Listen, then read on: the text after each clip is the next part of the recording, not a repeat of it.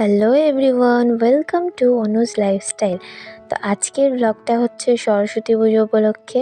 তো সেদিন সরস্বতী পুজোর দিন আমি কোথায় ঘুরতে গিয়েছিলাম, কী করেছিলাম সবটা তোমাদের সাথে এই ব্লগের মাধ্যমে শেয়ার করব, তোমরা দেখতে থাকো। জানি আমার ভিডিওটি শেয়ার করতে একটু লেট হয়ে গেল, আসলে কোনো কারণবশত আমার এডিট করা হচ্ছিল না তাই। তো যাই হোক, আমরা এখন বেরিয়ে পড়েছি, এবার আমরা টোটোতে উঠব। তো ফাইনালি আমরা টোটো করে বেরিয়ে পড়েছি। তো আমি কোথায় ঘুরতে যাচ্ছি সেটা জানতে হলে তোমাদেরকে আমার ভিডিওটা শেষ পর্যন্ত দেখতে হবে। তো তোমরা দেখতে থাকো, তোমরা অবশ্যই দেখতে পাবে আমি কোথায় যাচ্ছি। আমরা প্রায় পৌঁছে গেছি।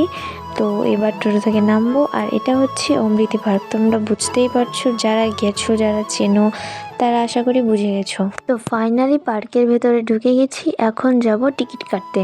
টিকিট না কাটলেও হতো, সেটা আমি পরে বুঝেছিলাম, কিন্তু যাই হোক আমরা টিকিট কেটেই ঢুকেছিলাম। তো টিকিট কাটা আমার হয়ে গেছে, এবার আমি ভেতরে যাব সরস্বতী ঠাকুরটা দেখতে। তো দেখো, ডেকোরেশন, প্রতিমা দুটোই খুব সুন্দর লাগছে। তোমাদের কেমন লাগছে তোমরা অবশ্যই কমেন্ট করে জানাও। ঠাকুর দেখা আমার হয়ে গেছে। আমি এখানে এই সেলফির জন্য এসেছিলাম কয়েকটা ছবি তুলতে। তো আমার এই বন্ধুটা আমাকে ছবি তুলতেই দিচ্ছিল না। তো ফাইনালি আমি একটু চান্স পেলাম ছবি তোলার, তো আমি কয়েকটা ছবি তুলে নিই এখন।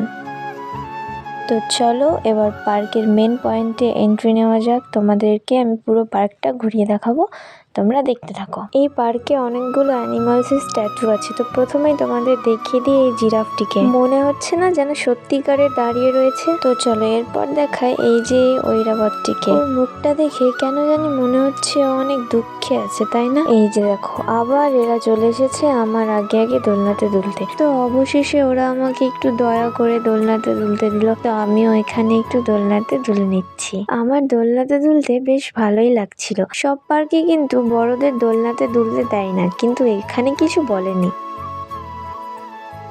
তো চলো এবার আমি আবার যাচ্ছি জিরাফের কাছে। আমাকে কত ছোট লাগছে জিরাফটার পাশে, কত লম্বাও। এই যে দেখো, এটা হচ্ছে মোটু আর এটা হচ্ছে পাতলু। আরে ও পাতলুর মাথায় যাবে, কি করছে এটা? এটা হচ্ছে ঘাসিটারাম আর এটা হচ্ছে জন বনেগা ডন। তো সন্ধে প্রায় হতেই চললো। তো দেখতেই পাচ্ছ তোমরা, এখনো পার্কে বেশ লোকজন রয়েছে। আমরা আর বেশিক্ষণ থাকবো না, আমরাও একটু পরে বেরিয়ে পড়বো। তো তোমাদের এই জায়গাটা কেমন লাগলো আমাকে অবশ্যই জানাও। আমার তো এখানে এসে খুব খুব খুব ভালো লেগেছে। আমি অনেক অনেক অনেক ভিডিও নিয়েছি, অনেক ছবি ক্লিক করেছি, অনেক কিছু করেছি, তোমাদের সবটা দেখাবো। তো চলো তোমাদেরকে পার্কের আরেকটা সাইড আমি একটু দেখিয়ে দিই। এই যে দেখো, এইদিকে বাম সাইডে রয়েছে বাচ্চাদের স্লিপার, আর এদিকে দেখো এরা আবার এখানে চড়ে গোল গোল ঘুরছে। আর এদিকে তেমন কিছু নেই, এগুলোই রয়েছে বাচ্চাদেরই খেলাধুলো করার সব জিনিস। বেশ অনেকক্ষণ পার্কে থাকা হয়ে গেছে, অনেক ফটো, অনেক ভিডিও, অনেক কিছু হয়ে গেছে। এবার আমরা বেরোবো এখান থেকে। প্রায় সন্ধে হয়ে গেছে, সন্ধে পার হয়ে গেল, আর তেমনভাবে ভিডিও ফটো কিছুই করা যাচ্ছে না। তো আমরা এবার বেরোবো। তো চলো যাওয়া যাক। আমাদের টোটো চলে এসেছে, তো এবার আমরা বেরিয়ে পড়বো। আমরা ওখানে তেমন কিছু খাইনি, কারণ আমরা এখন যাব সেই ফুচকার দোকানটাতে আবার ফুচকা খেতে। এই যে দেখো, এটা হচ্ছে মিল্কি মসজিদ। এখানকার খুব ফেমাস এই মসজিদটা। এই মসজিদটা হচ্ছে 5 তলা। তো ফাইনালি আমার অপেক্ষার অবসান ঘটলো, আর আমরা ফুচকার দোকান চলে এসেছি। এখন দেখো আমাদের পাতা দিয়ে দিয়েছে, এবার ফুচকা দেওয়ার অপেক্ষা।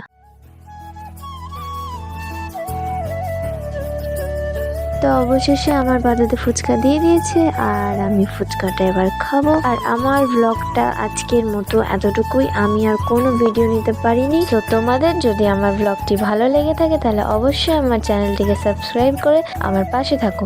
আর আজকের মতো টাটা সবাইকে।